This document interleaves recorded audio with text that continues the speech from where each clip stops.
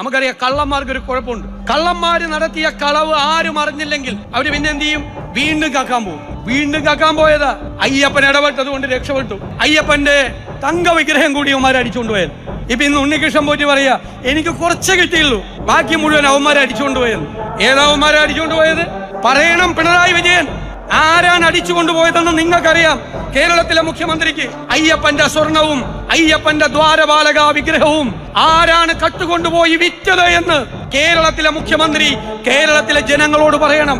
ഭക്തരുടെ ഹൃദയത്തിൽ മുറിവുണ്ടാക്കിയ സ്വർണ്ണ കൊള്ളയാണ് നിങ്ങൾ ശബരിമലയിൽ നടത്തിയത്. ഭഗവാന്റെ സ്വർണം കൊള്ള ചെയ്തവന്റെ കമ്മീഷൻ അടിക്കുന്ന ആളുകളുള്ള നേതൃത്വമാണ് കേരളത്തിലെ ഗവൺമെന്റിനുള്ളത്. നിങ്ങൾ എന്നിട്ട് കപട അയ്യപ്പ ഭക്തിയുമായി നിങ്ങൾ പമ്പയിലേക്ക് പോകുന്നു. നിങ്ങൾക്ക് അയ്യപ്പ ഭക്തി ഉണ്ടെങ്കിൽ നിങ്ങൾ ആദ്യം ചെയ്യേണ്ടത് സുപ്രീം കോടതിയിൽ കൊടുത്തിരിക്കുന്ന സത്യവാങ്മൂലം നിങ്ങൾ പിൻവലിക്കണം. തയ്യാറുണ്ടോ കേരളത്തിലെ മുഖ്യമന്ത്രി?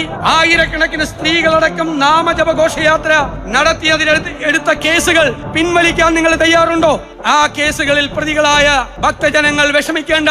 2026 ഏപ്രിൽ മാസത്തിൽ തെരഞ്ഞെടുപ്പ് നടക്കുമ്പോൾ ഐക്യ ജനാധിപത്യ മുന്നണി 100-ലധികം സീറ്റുമായി അധികാരത്തിൽ വരും. അന്ന് ഞങ്ങൾ അധികാരത്തിൽ വരുമ്പോൾ UDF സർക്കാർ ആദ്യത്തെ മാസം ഈ കേസുകൾ മുഴുവൻ പിൻവലിക്കും. ഞങ്ങൾ വാക്കാണ്. UDFന് വേണ്ടി, കോൺഗ്രസിന് വേണ്ടി ഞങ്ങൾ തരുന്ന വാക്കാണ്. വേദിയിലിരിക്കുന്ന മുഴുവൻ നേതാക്കൾക്കും വേണ്ടി ഞങ്ങൾ തരുന്ന വാക്കാണ്. ആ കേസുകൾ പിൻവലിക്കും.